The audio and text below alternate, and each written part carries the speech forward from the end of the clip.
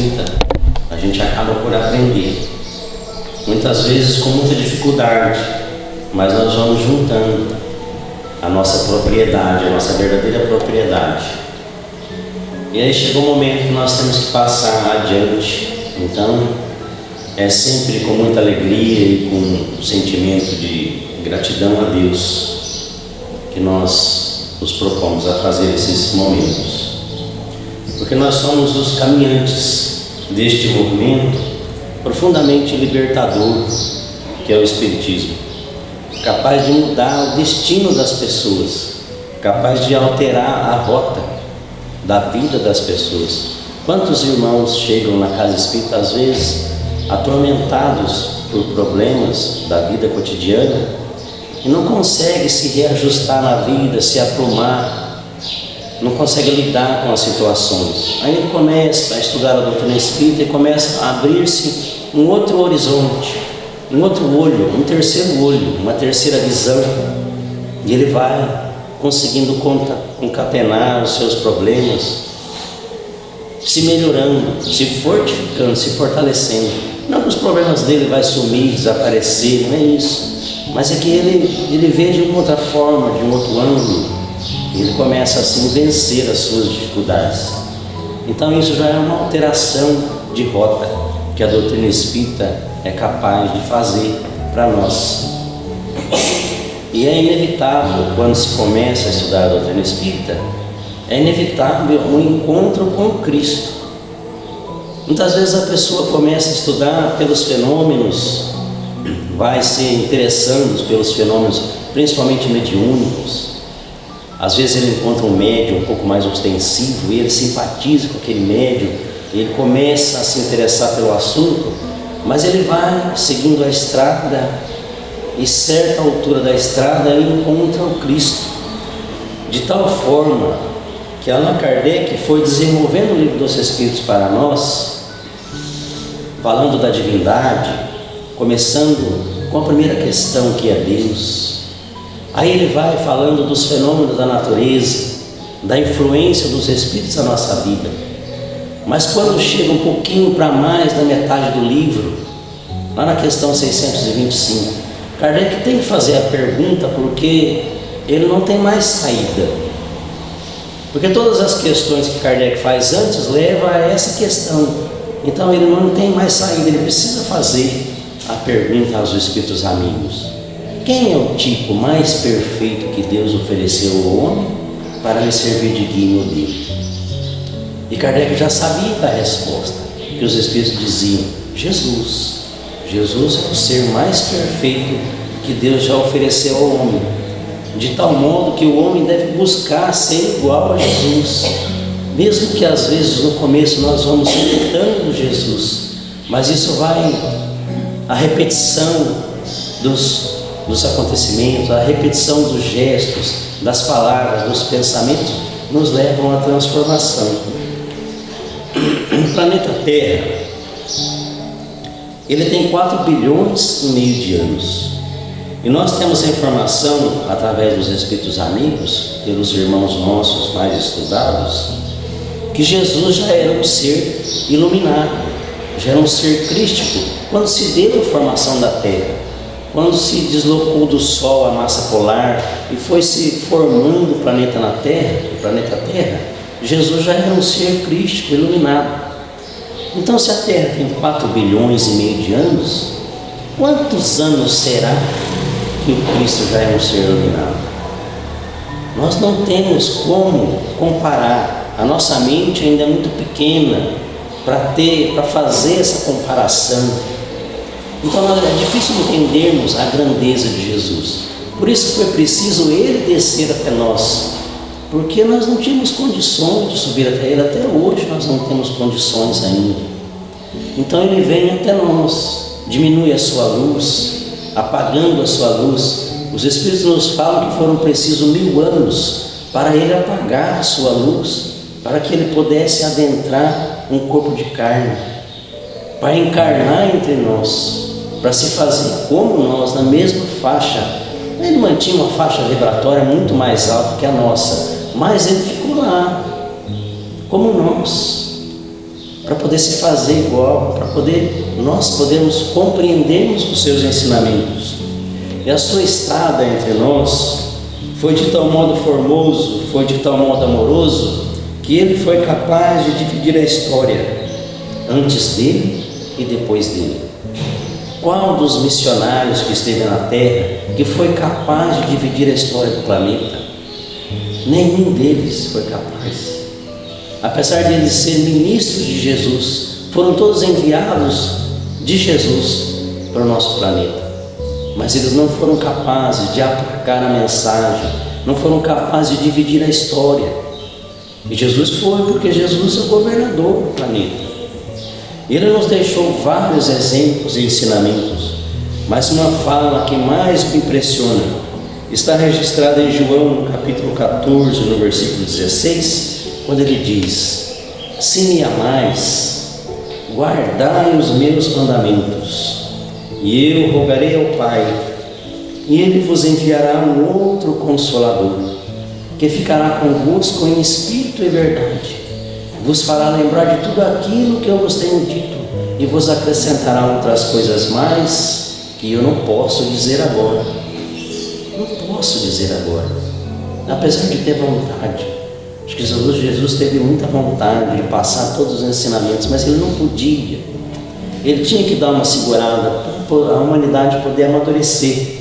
Então essa fala de Jesus leva-nos a compreender a ansiedade da humanidade em conhecer o Consolador prometido por Ele. Porque nós somos ansiosos, é natural do Espírito. Quando Jesus fala isso, a humanidade achava que Jesus ia subir e o Consolador descer. Nós queremos tudo para as 10 horas da manhã. Não sabemos esperar. São muitas poucas as pessoas que conseguem controlar essa ansiedade. A humanidade, ela é ansiosa por si mesma. Então, nós achávamos que ia vir logo o Consolador. Tanto é que foram se criando várias religiões no mundo. Estudos hoje nos dizem que há 14 mil religiões hoje no mundo, no planeta, conhecidas e catalogadas. É para nossa degustação, para o atendimento das pessoas. Cada qual vai procurando a religião que com mais se adequa ao seu pensamento, ao seu psiquismo. Não obstante a nossa ansiedade, nós ficamos aguardando a chegada do Consolador, como bem nos descreve André Luiz na mensagem Facho Libertador, através das mãos abençoadas de Francisco Cândido Xavier, quando ele nos diz na mensagem: Consolador prometido por Jesus, o Espiritismo alcança o homem por mensageiro divino, estendendo-lhe as chaves da própria libertação. Rompe assim os limites que lhe circulam o planeta em forma de horizontes e descortina-lhe a visão do universo povoado de mundos inumeráveis. Na casa de meu Pai há muitas moradas, rasgando no entanto a venda da ilusão que lhe empana a ideia da vida.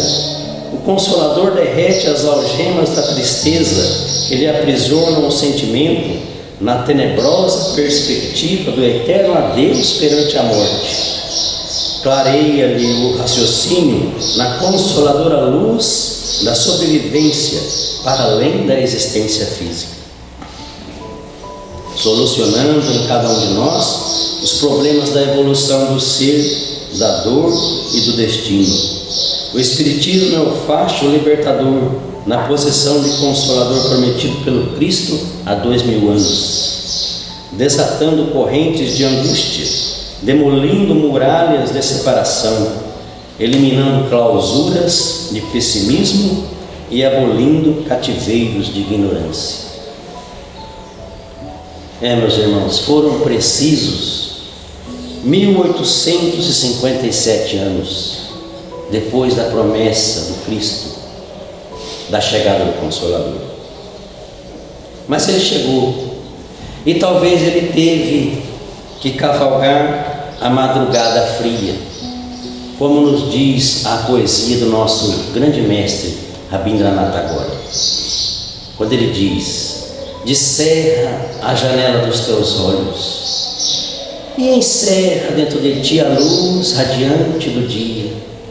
Liberta tua alma e deixe que ela livre alce voe, como uma águia de asas douradas, a planar esplêndida na tepidez do vento. Ouve o murmúrio do arroio a cantar nas pedras e o farfalhar das folhas da palmeira a ondular ao vento. Sente o quebrar da onda sorrir, roçando a alvura suave da areia. Observa o rubor das rosas, esmaga aos pés as folhas da camomila, incensando o ar com o seu doce perfume. Vem comigo, prepara a casa para a chegada do amado. Ele virá, junto com a noite ou no correr do dia, ele virá. Quem sabe cavalgará a madrugada fria, e quando ele chegar, direi: amado, quanto eu te esperei. As cores mudarão de tom, ouviremos o som da sua flauta nos chamar. Correrei em direção a ele e direi: o quanto eu te aguardei. Teci guirlanda de flores e pus guiso nos meus pés para bailar em sua homenagem. Planchei as cordas finas do bambu em tua honra, e tu viestes a lourar as tranças negras da minha noite, convertendo em dia um interior de sombras. A tua carruagem chegou à minha porta, descerrei novamente a janela dos teus olhos e a claridade esplendente saiu, mas se envergonhou diante da sua presença. Ó amado, eu quis tocar nas tuas virtudes, trêmulo de medo, e não me censuraste o atrevimento. Compadecido, compreendeste a minha ânsia, e caridoso, dispensastes a mim a tua oferenda. Assim, amigo, enxugue a lágrima furtiva que viaja solitária em tua face. Enxugue a lágrima porque o Consolador chegou. Abra-te em festa, ó alma triste, rejubila-te, para que juntos possamos saudar o amor que nos visita. Esmaguemos aos pés o sândalo e a camomila, e deixemos que os seus passos, em silêncio, aromatizem em função da sua chegada. Ai, minha alma exulta, o meu coração canta, as bailarinas voltarão a bailar. Tocando símbolos, tinindo guizos, os cantores voltarão a cantar e eu, Senhor, eu que nunca cansei de te esperar, acenderei a candeia para colocar sobre o velador, a fim de projetar luz para aqueles irmãos que não conhecem o seu amor. Amado visitante, agora que te encontrei, eu seguirei contigo, esmagando rosas, acendendo estrelas, despertando o sol, prateando a escuridão da noite. Levando com a mão talvez um amigo, seguiremos contigo e juntos haveremos de sorver os frutos sazonados da tua semeadura na nova era, na era de regeneração. A fala é sempre de Rabindranath Tagore, nosso grande poeta indiano, conhecido por Gandhi como o grande mestre, vencedor do Prêmio Nobel de Literatura em 1913, falando-nos do Consolador através da mediunidade de Vera Cunha, um trabalho conjunto com o médium Divaldo Pereira Franco na obra Ondas de Luz. Fala-nos, portanto, da presença do Consolador que se aproxima e daqueles que estamos na expectativa de encontrá-lo, e estabelecemos desse modo uma festa na alma, em razão do esplendor daquele que chega e da nossa singeleza, que aguardamos a presença do Consolador prometido. A poesia nos convida a avaliar a atitude da consolação no enxugamento de lágrimas, no júbilo, no canto, e do mergulho numa poesia cósmica que somos todos nós chamados a compartilharmos uns com os outros, sem restrição alguma. Efetivamente, é bem verdade que tudo gira no universo. Os ciclos, eles sempre se estabelecem. E quando Allan Kardec afirma que o homem se detém apenas a perceber o seu sensório, a sua mente pequena, ele se detém apenas no dia, na noite. Quando muito avança um pouquinho mais para o ciclo lunar, quando muito para o anual. Nós não conseguimos fazer planos além disso. Nós vivemos a nossa existência apenas na nossa casa, no nosso círculo de trabalho, na casa espírita, apenas isso. Nós não conseguimos ir muito mais além, a não ser quando você compra uma casa programada pelo Minha Casa Minha Vida Atormentada, aí você tem uma projeção para 40 anos de pagamento. Fugindo disso, nós não temos mais condições, capacidade. A partir daí, ele não mais se dá conta de que tudo no universo obedece a uma ordem, a uma sincronização perfeita, sem ao menos desconfiar, sem ao menos perceber que existe um Deus a nos guiar, que existe a espiritualidade nos amparando, descendo a nossa estrada, nos guiando, porque nós somos muito avessos ao que nós planejamos. Nós pegamos atalhos, vamos seguindo o caminho, e quando pinta um atalho, nós já queremos pegar aquele atalho. E a espiritualidade precisa nos chicotear, nos trazendo para o nosso caminho, porque ela sabe que se nós pegarmos aquele atalho, nós vamos cair num buraco, e daí vai dar trabalho para sair dali. Então, nós não temos essa percepção às vezes. Às vezes nós achamos que caminhamos no mundo por nós mesmos, pelas nossas cabeças, mas não, somos guiados pelos Espíritos. Está lá no Livro dos Espíritos, na questão 459, o quanto influenciam os Espíritos na nossa vida, muito mais do que nós imaginamos. Há, portanto, uma movimentação que nos faz enaltecer a majestade divina, presente em tudo que nos rodeia, e usando também nos permear, nos tocar. Enfim, quando nós estamos aqui sentados nesta posição que vocês estão agora, parados silenciosamente numa cadeira, e se ficássemos nesta posição durante um ano, nós, por certo, percorreríamos mais de 1,5 bilhão de quilômetros, nos dizem os espíritos amigos e os cientistas também, em função da movimentação do planeta, que faz o seu giro, o seu movimento de rotação e o seu movimento de translação em volta da nossa estrela maior, o nosso Sol.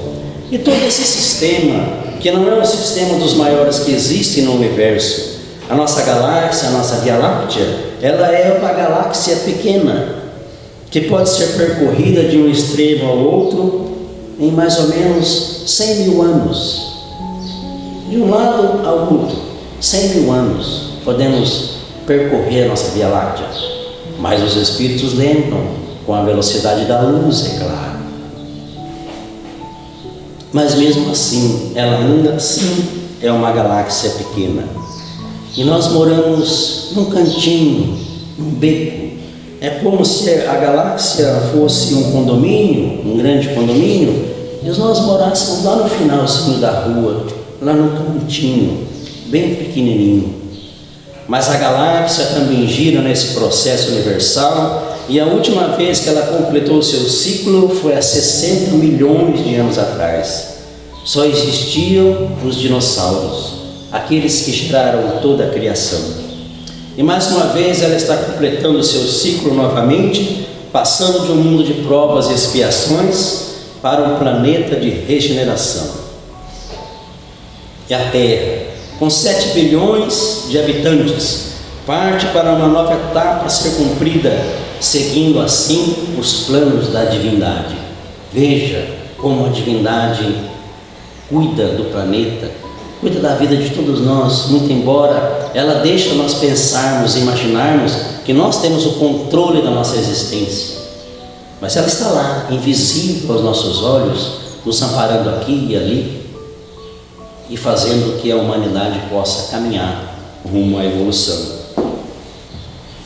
E nesse processo de transformação que a Terra está vivenciando, nós nos encontramos atualmente reencarnados e honrados com a presença do Espiritismo em nossa vida, na posição de Consolador prometido por Jesus há 2000 anos. O Espiritismo surge no bojo, na superfície desse processo há 165 anos atrás, fazendo parte de toda essa mudança, porque ele é uma peça importante de auxílio no trabalho do Cristo na Terra, uma ferramenta que o Cristo nos apresenta para poder ajudar a alavancar o processo da humanidade. E há neste movimento aqueles que serão exilados naturalmente, perdendo a Terra, para fazer parte de mundos que melhor sintonizam com o seu psiquismo. Não é nenhum castigo ou punição, levando-nos a compreender a fala de Jesus, quando ele diz nas bem-aventuranças que os mansos e os puros de coração herdarão a terra. É nesse processo que nós vamos compreender a vida, a divindade, e no governo de toda essa mudança, ladeado por espíritos de luz, nada menos que se encontra Jesus, o mestre por excelência, o grande Senhor das estrelas, o nosso grande mestre, governador do planeta. E os mais estudiosos, como Geraldinho Lemos, Divaldo Pereira Franco, já nos trazem informação de que Jesus não é governador de apenas o planeta Terra. Há 5 planetas através da sua ordem, do seu acompanhamento. 5 planetas de variadas evoluções. É por isso que ele nos diz: nenhuma ovelha que meu Pai me confiou se perderá. Até mesmo aqueles que estão deixando a Terra nesse processo e estão indo para outros planetas um pouco mais primitivos, estão sobre as asas de Jesus. Na casa de meu Pai há muitas moradas, lembra? Que foi o que ele disse. E Jesus não nos pediu para que escalássemos o Everest, que vencêssemos a corrida de São Silvestre. Nada disso. Ele pediu apenas que amássemos uns aos outros, como Ele nos ama. Apenas isso. E é isso que o Espiritismo propõe na posição de Consolador prometido por Ele. Os meus discípulos serão conhecidos por muitos se amarem. A nós, espíritas, cabe nos dar aos outros o direito de serem como são, mas a nós cabe-nos o dever de ser a cada dia um pouco melhor, de amar sem limites, de aprender a amar. A única condição que Jesus nos põe: amar, o amor. E nós temos na Terra a condição do amor de mãe, que mais se aproxima da divindade. Eu pude vivenciar uma experiência com a minha mãe até interessante há uns tempos atrás. Estávamos no inverno, acho que do ano retrasado, e nós tivemos uma semana muito complicada, muito difícil no trabalho. Eu com os meus irmãos estávamos executando um projeto e não estava funcionando, não estava dando certo. As medidas não batiam com as do arquiteto e a gente começou naquela confusão, aquela preocupação, e o contrato vencendo. Havia um contrato porque era um espaço comercial e havia uma inauguração para acontecer. E nós começamos a ficar preocupados porque nós não conseguimos desenvolver o trabalho.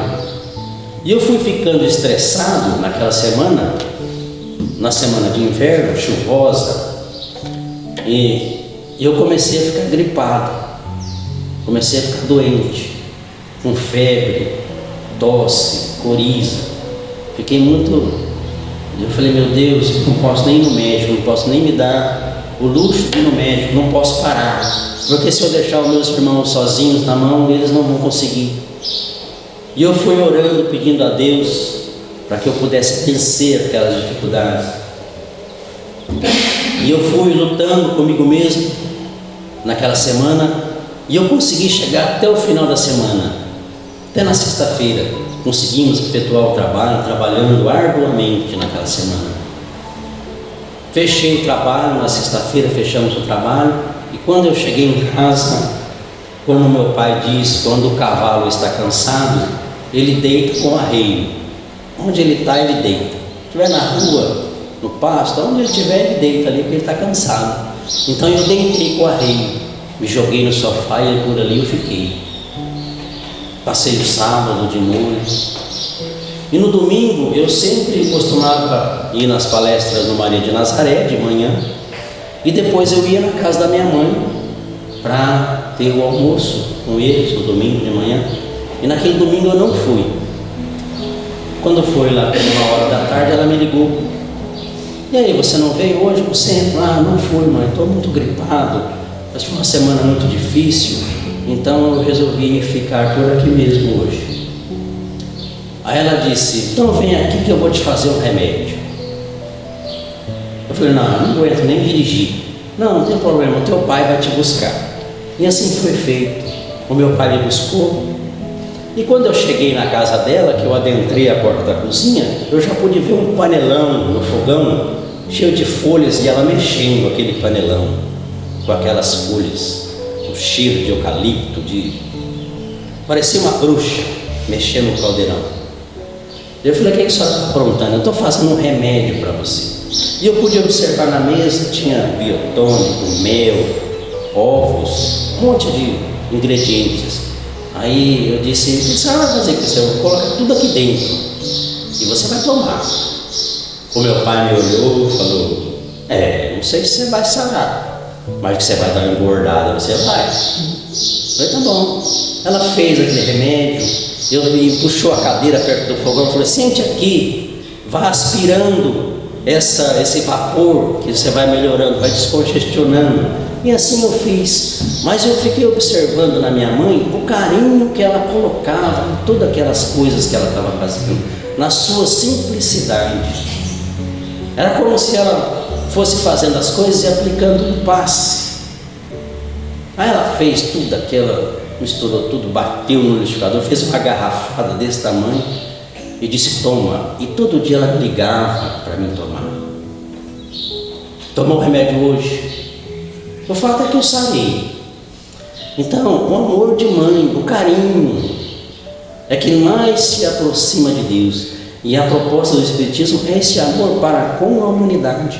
Mas nós estamos ainda ensaiando, estamos fazendo insights, aprendendo a amar a nossa mãe, o nosso pai, o nosso filho, para depois amar a sogra, amar os parentes em si.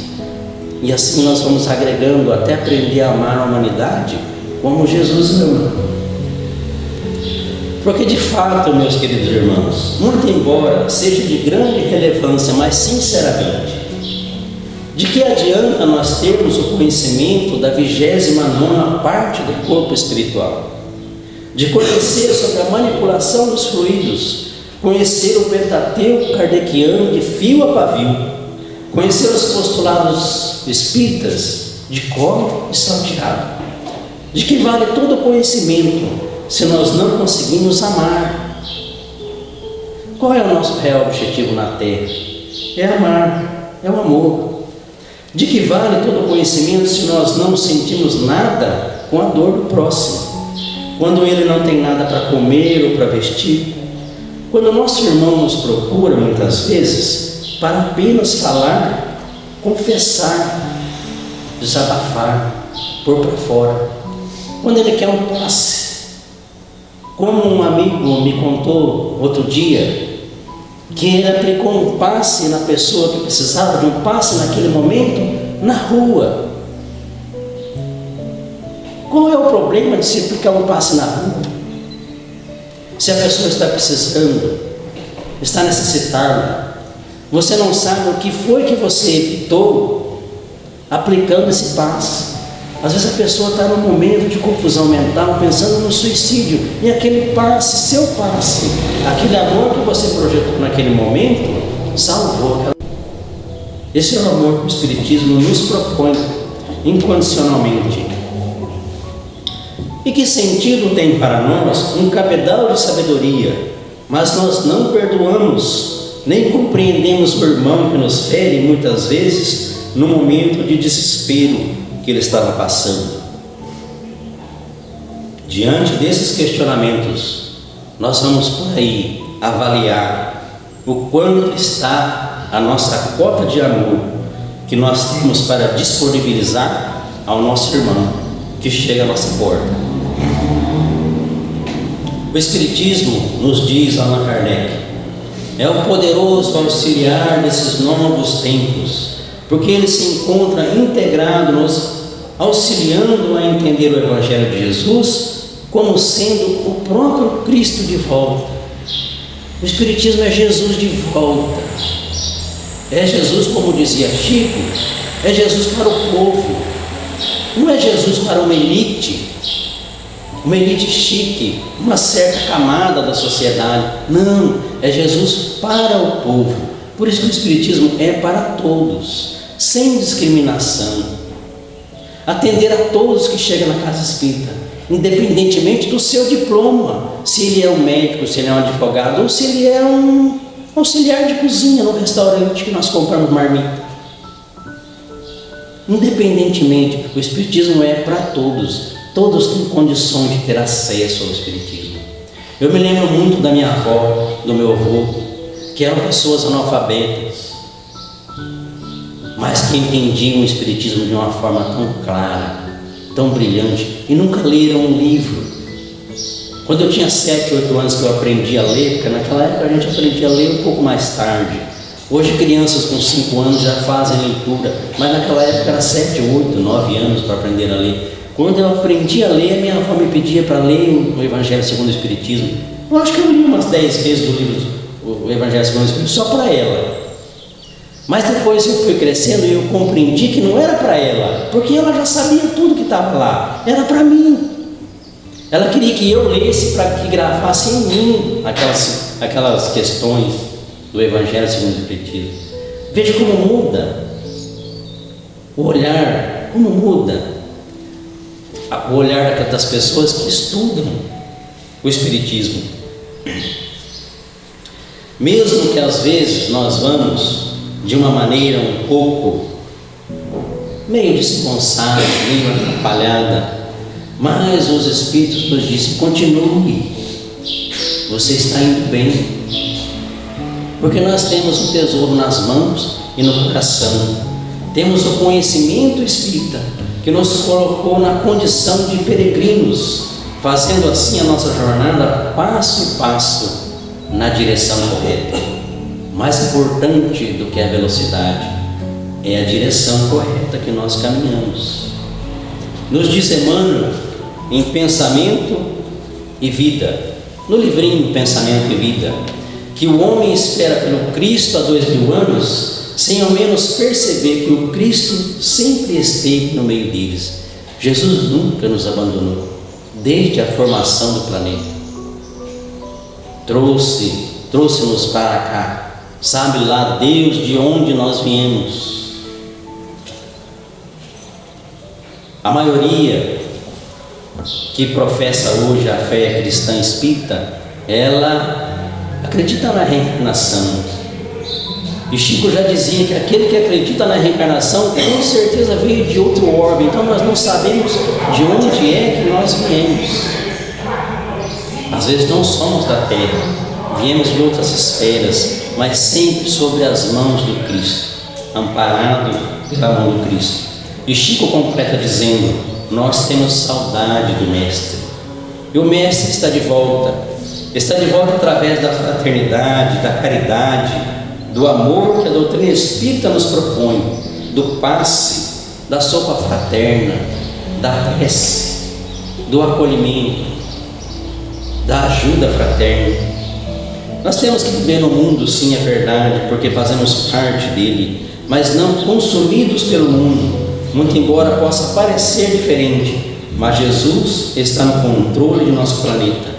Como nos diz Emmanuel na mensagem titulada A Terra, através da psicografia do Chico. Ninguém poderá pensar numa terra cheia de belezas e possibilidades, mas vagando ao léu na imensidade universal. O planeta não é um barco desgovernado. As coletividades humanas costumam sim cair em desordens, mas as leis que presidem os destinos da casa terrestre se expressam com absoluta harmonia. Este raciocínio nos ajuda a compreender que a terra é a vinha de Jesus. Aí vemos, trabalhando desde a aurora dos séculos, e aí assistimos à transformação das criaturas que de experiência em experiência se integram no divino amor de Deus. E é o amor de Deus que nos proporciona oportunidades de evolução através dos tempos, das reencarnações diversas, variáveis, que nos fazem crescer rumo à felicidade de espírito, através muitas vezes do encontro com o outro. É importante encontrar o outro, porque encontrando o outro, nós encontramos a nós mesmos, e encontrando a nós mesmos, nós encontramos Deus na sua plenitude universal. Como bem nos descreve mais uma vez o grande poeta Rabindranath Tagore, quando ele nos fala do encontro com o outro, aquele que chega, que cruza o nosso caminho, aquele companheiro que às vezes vem para nos ensinar e outras vezes vem para aprender conosco. Procurei-te desarvorado e triste, pelas terras distantes, em loucas aventuras com os outros, mas sem conseguir encontrar-te. Aonde chegava a minha ansiedade, deparava-me com as marcas dos teus pés no chão. Cobri os meus sonhos de angústia, dilacerando todas as minhas esperanças em vãs tentativas de te encontrar. Exauri-me sem resultado feliz e tombei vencido. Depois disso, defrontei um dia, com 2 estrelas que se apagavam nos olhos de uma criança abandonada, e amei-a. A sua voz sem palavras e a música da sua necessidade fizeram-me encontrar os 3. O próximo, a mim e a ti, soberano Senhor da minha vida. Não cesses de cantar uma brisa ligeira que passeias pelo vale, nem interrompas o teu curso, água transparente do regato. Toda a musicalidade de quem embala a natureza faz ser partitura, para que o cantor destrave a sua voz, inude um mundo de fé, de harmonias e de felicidade. E que possamos ser merecedores dessa felicidade, que possamos construir a nossa felicidade emplacando, caminhando, trabalhando, sempre utilizando a doutrina espírita como nosso leme. Que Jesus nos abençoe sempre a nossa existência. Muita paz a todos. Muito obrigado. Chegando ao término da nossa reunião de hoje, elevando nosso pensamento a Deus, a Jesus, nosso agradecimento ao nosso irmão que hoje esteve com a preleção do dia, trazendo para nós, sempre falando de Jesus. Enaltece a nossa alma, faz com que nós possamos pensar um pouco mais do que é Jesus para nós na nossa vida. O que seria a nossa vida se Jesus não estivesse presente conosco, não estivesse vindo neste mundo para nos mostrar a retidão dos caminhos. Então, nosso agradecimento a Ele por nos lembrar disso hoje, e a nossa gratidão aos mentores amigos que nos assistiram, e que nós possamos, Senhor, trazer a paz em nosso coração, espargir a paz à nossa volta, a luz que Jesus nos trouxe, para que aqueles, talvez incautos, que venham logo a seguir, vendo um pouquinho da nossa luz, encontre o caminho certo para trilhar os ensinamentos do amado Mestre Jesus.